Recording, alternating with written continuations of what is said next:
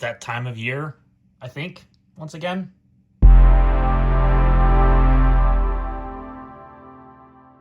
You know when your box says Guile on it, you know you're going to be in for... Oh, wait, sorry. For Geely, you know you're going to be in for a good time. Well, not exactly the comeback video to YouTube I was expecting to make, but here we are anyway in the most inopportune of lighted scenarios. And, well, there's a diesel truck idling outside as per usual because, of course, everybody has to leave their vehicles idling for like half an hour before they drive them here. Anyways, so we're back at it again with another one of these new old stock laptop unboxings. Now, I probably won't do a heck of a lot of these in the future. This just so happened to be coincidental that this came up on eBay, much like the EliteBook 6930p that I got last year. And I thought, why the heck not? I verified specifications, and then I decided to pick one up while I had the chance. And I guess just like last time, they also sold through fairly quickly. So I'm glad I jumped on that bandwagon. So what's in this box? Well, it is a little bit older compared to the EliteBook 6930p I got last time. In this box is an HP Compaq 6910p. I believe it's from 2007. And it's sort of like a older version of the 6930p. It has an older Core 2 Duo CPU, but this one also happens to have the ATI graphics in it. Now, don't go too crazy. It's a Radeon X2300, I think is what it was. I can't remember exactly. So it's nothing crazy, but hey, I mean, it's still an ATI GPU. Now, this box, unfortunately, doesn't have very much in the way of anything interesting on it for information, so we're just going to go ahead and jump right into the unboxing and see what's inside. And once again, I apologize if the audio is askew. I don't have an external microphone to pair with my phone camera, so you'll just have to bear with me for this video. They cut over or they put tape over this fold on the box. That's kind of annoying.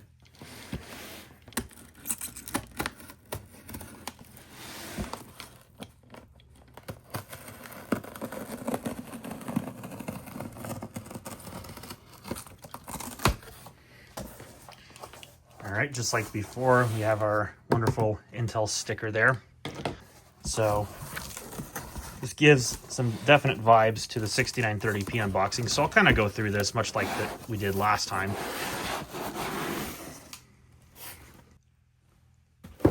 So here's our little accessory kit, which is going to contain our battery, charger, discs, and looks like documentation all in this one box. This might be a late production unit as it has July 10th, 2008 on that sticker here. So this might be a pretty late production unit. And on the side where you open it, of course, it's got one of those like seals to let you know it's not been tampered with, which I'm certainly tampering with it today. It's sat in the box long enough.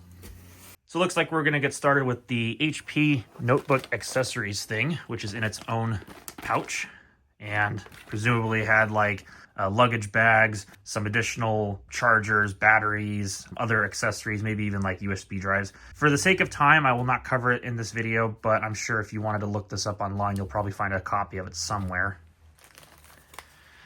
Of course, we have our limited warranty and technical support page here. It looks like they had a 3-year warranty on the computer as a base minimum with a 1-year warranty on the battery.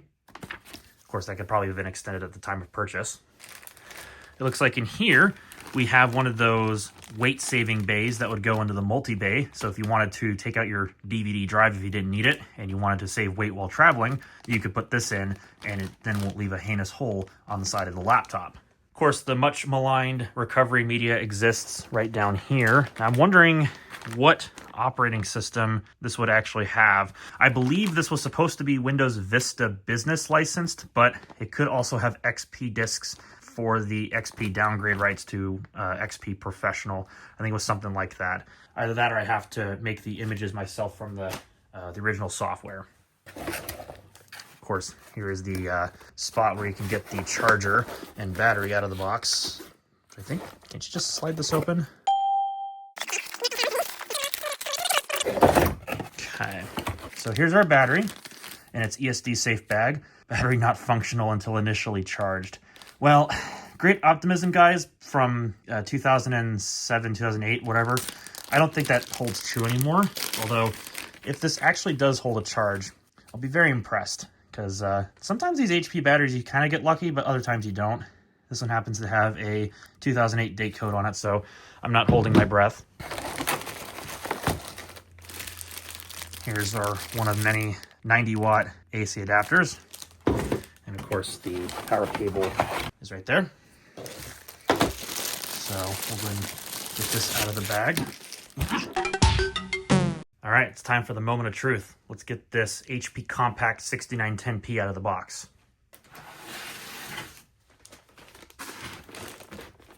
And there we have it. Wait, is this from the eBay seller? They actually did open the box. Okay, so this was not factory HP sealed, but these are the people whom I bought this from, so go ahead and give them a shout out. They do good work, seems like, aside from obviously putting in their disclaimer or ad or whatever you want to call it. I wonder if this is the one they used for the product imagery. The seal's broken on this one, but I'm sure they probably didn't turn it on. They didn't do that with the last machine for sure. So this might have been the one that they used in the showpiece. Yeah, there we have it. There's our wonderfully fresh, or at least in this case, mostly fresh, HP Compaq 6910p. My God, you don't see these like this anymore. I said that with the Elite Book. I'm going to say it again here. Truly, these things, you just do not see them like this anymore. Let me go and flip this around so you can see it in better light.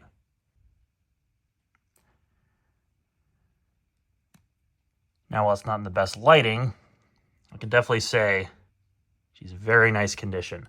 One thing I have noticed, there's a slight bit of residue there because these are, of course, these like coated buttons on the trackpad.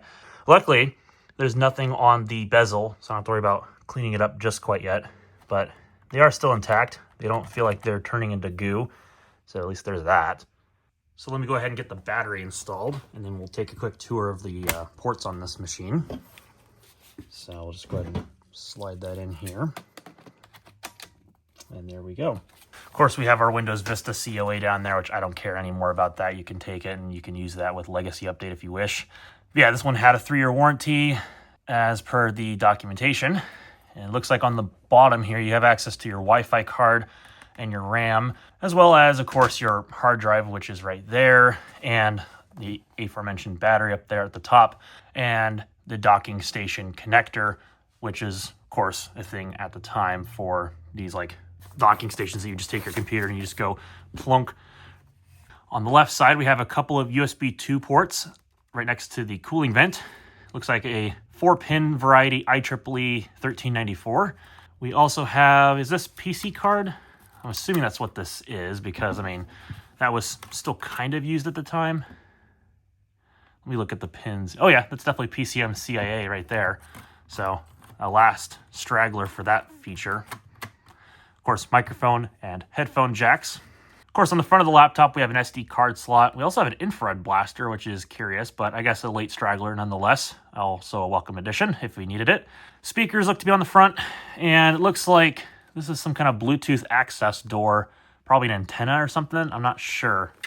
On the right-hand side of the laptop, we have a smart card slot right above the DVD drive, or in this case, really, it's a multi-bay. And I think this is probably held in with a screw, so I can't pull it out right away. Of course, we have another USB port to make 3 USB 2 ports. That's probably gigabit Ethernet, and we have our 56K modem. Something that probably wasn't used very much at all, but hey, it's nice to see on a machine like this. Of course, on the back of the laptop, we have a VGA port. We also have an S-Video out port, the DC in, and the battery slot, in addition to a slot for a Kensington security lock. And it seems like this is a metal lid actually, but it seems like it's got some kind of nice painted coating on it, and it has a little spot up here where it has a plastic spot for the wireless antennas to, you know, send and receive up there. So, all right, I think with that being the case, let's go ahead and see if we can get this thing plugged in and turned on for its very first time, or at least presumably its very first time. Perfect time. Oh. Perfect timing as it started raining outside, so good thing I got the box in when I did. All right, let's give this thing some power for its very first time.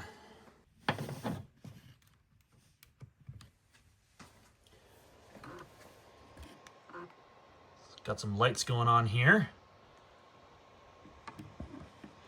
Probably to no surprise, the CMOS has been reset due to not obviously having the main battery plugged in. Oh, hey, I wasn't expecting it at all. It is actually got Windows XP on it. Well, hey, there we go.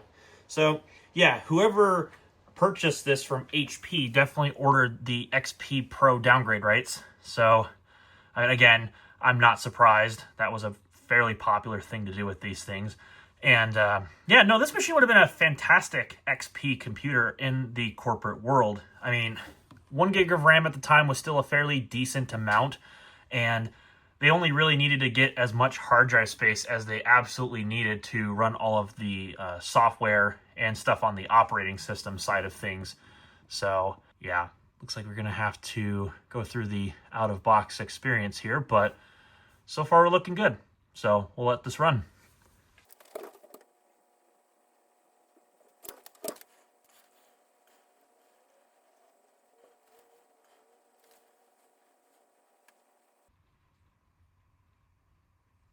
And there we have it.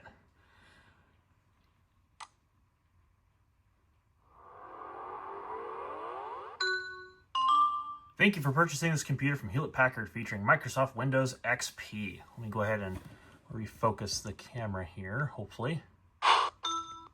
And it's still going to have a little moire pattern because I'm filming directly the screen. So I apologize. Not much I can do about that with my current scenario. I'm trying to rush through this as much as I can, so bear with me.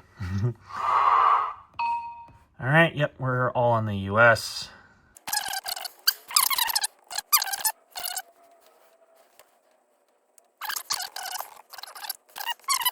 All right, and now we're done.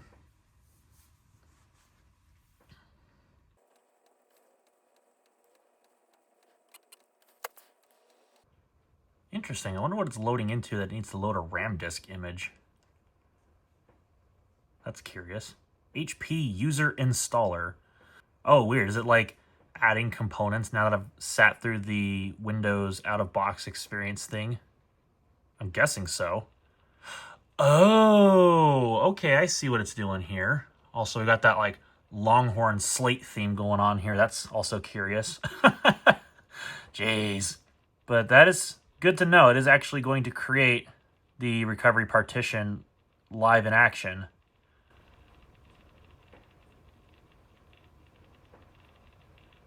That hard drive is just going to town right now, which makes sense. I mean, it's just crunching away. God,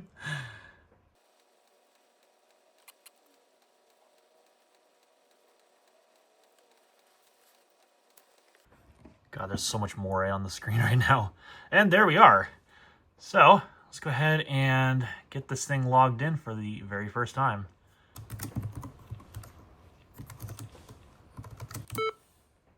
Time and date on the system is invalid. Gee, what a shock.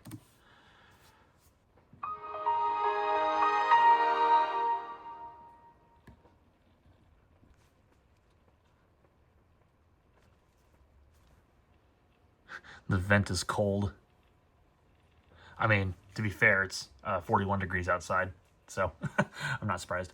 All right, and looks like we're on the last phase, which is the wonderful software is being installed screen. So I guess I'll come back when this is done, so jump cut.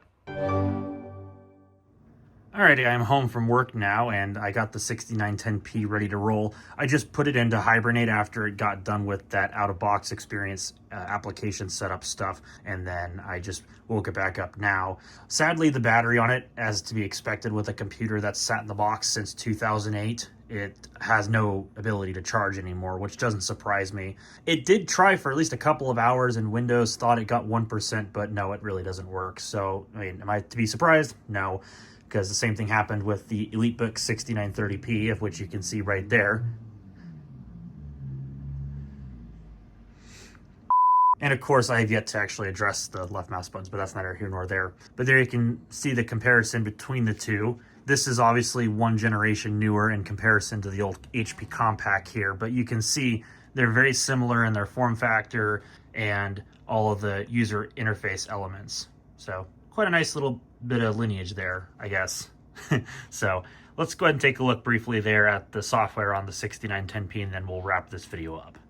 I apologize once again for any moire pattern that shows up on the display. There's not much I can really do about that because of limited post-processing capabilities here with the iPhone that I use for recording, so bear with me. First thing that showed up when I got back to this computer is it is recommending me to create the system recovery CDs or DVDs. And interestingly, the theme here is reminiscent of the Windows Longhorn Slate theme. If anybody knows what I'm talking about, it kind of gives vibes to that. Now, I do plan on creating this recovery media because I didn't see any physical discs, or maybe I hadn't looked in the pouch yet to confirm if there was. So perhaps maybe I'm just missing it. But if it isn't in there, I will definitely go ahead and create those discs, because I figure I might as well have a copy of them while this still has the original install on the hard drive. Speaking of the hard drive, this machine does in fact have its original 80 gigabyte serial ATA hard drive. You can see this Windows partition is roughly about 66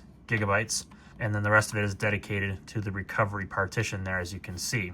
And one thing that actually kind of surprised me about this computer, and I actually genuinely didn't expect it when I ordered it, I must have gotten a different spec unit, because as you can see, this one actually has 2 gigabytes of factory installed RAM. Either that or I just got extremely lucky. I highly doubt that this was touched by the eBay seller, but it does make me wonder. Additionally, it has a Core 2 Duo T7250 CPU at 2 gigahertz, and that is quite a beefy CPU for this thing. From what I recall, like the T7000 series were actually quite good for these machines. Now, they are not Penryn based. I think these are the gen prior to it. So, I mean, obviously for modern operating systems, they're not going to run very well on this system at all, not the least of which is because of the limited RAM and hard drive. But even if those were not a factor, the CPU by modern standards is very much dated. But for something that's, running Windows XP, Windows Vista 7, so on and so forth, like even early versions of Windows 10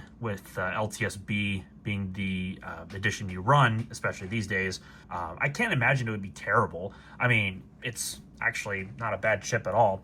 And for those wondering, this track point's a little touchy. I don't know if it's just this cap or what the deal is, but it really doesn't feel like it wants to move all that well. So I don't know. I'm going to blame the cap for that because it's sat so long. It just doesn't really want to work. The touchpad does work fine though. But this one happens to have the optional ATI Mobility Radeon X2300 video chip. And that is DirectX 9 only. I did look that up kind of preemptively before actually buying this computer. But I mean, that's fine. I have never actually played around with an X2300 before. Now, if it's anything like the 6910p, which has I think it was the ATI Mobility Radeon HD 3450, it's not going to be very much a high-performance gaming powerhouse. Let's just put it that way. But it would certainly have beat the pants off of the Intel 945 GM video chip that this would have had originally. At least I think it would have had a 945 GM, or it was something like that. I don't think this had the 965, considering this machine came out in 2007, amongst some other things. Oh, actually, this is a 965 system, come to think of it. Okay, I must have been assuming differently, because, yeah, there it is. So it would have had the 965 chipset. So I apologize for those who have run to the comment section and told me how wrong I was. You are correct. So you're welcome in advance. So let's take a look at the rest of the pre-installed applications here. I have not touched this computer since I did the initial install, so it still has Norton Internet Security installed, as you can see there. And we'll briefly take a look at that. It's not going to be very much an interesting thing, but, I don't know, some people are into it. But we're at risk. That's good. I'm not too concerned about that. I mean, I'm not going to put this on the internet. I think it's like Norton Internet Security 2007 or something like that, so whatever, Woo, gonna go crazy over that. It does have a copy of PDF Complete, and presumably that was just so they didn't have to pay Adobe for the thing. It does have a LightScribe optical drive, and so there's the software for that. It does come with Roxio, looks like My DVD Basic, and it looks like a copy of Creator Basic, basically like a Nero clone, if you will, back before Cyberlink was getting into that whole thing. It does have a copy of Intervideo WinDVD, so I'll go ahead and open that up and take a quick look, since that might be a blast from the past for some people. And there we go. So let's see, when was this actually made? WinDVD version 5, copyright 2006. HP software setup is included as well, and presumably that's anything like the 6930p.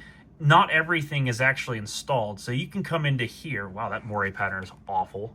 I will try to make this quick. But you can see it has optional software applications and recommended software applications that you can actually load from inside of this list. And of course, there's all the drivers for this computer, which are already loaded. But in addition to that, we can get some other stuff in here. I think actually most of this is already installed. I think this is just so you can, like, if you wanted to reinstall it for some reason, you could do that. Sun Java, oh good lord. And I bet that's probably already installed too, come to think of it. Wireless WAN, a broadband wireless client manager from Verizon, because these would have had an optional SIM card, and that would have given you access to 3G cellular connectivity, which was a pretty impressive thing back in the day, even still. And there's just a couple of other things in there which you can read on the screen if you care to do so. Turning back into here, actually I did see that it had the HP Info Center. I'll just take a peek at that, which I think is just going to give me the serial number, the model number, and some other things if I take a look at system information here. Yeah, so CPU, serial number, system memory, system model. It has BIOS revision F14 from April of 2008, so this definitely was a later production model. But I mean, still, it's not too bad. I'm sure I could probably update that when I get a working battery for this computer, which I can imagine buying a battery for this thing is probably going to be hopefully easy enough without going into the complete China crap, which I'm sure there's probably going to be a bunch of complete China crap for these things anymore. I mean, let's face it, this computer is over 15 years old, so I can't expect that I'm going to be able to readily find parts for this thing. Now, just to close things out, there was the HP Protect Tool Security Manager, which I believe has involvement with the fingerprint reader. No, that's not the fingerprint reader. I apologize. Oh, no, it actually does have the credential helper in here.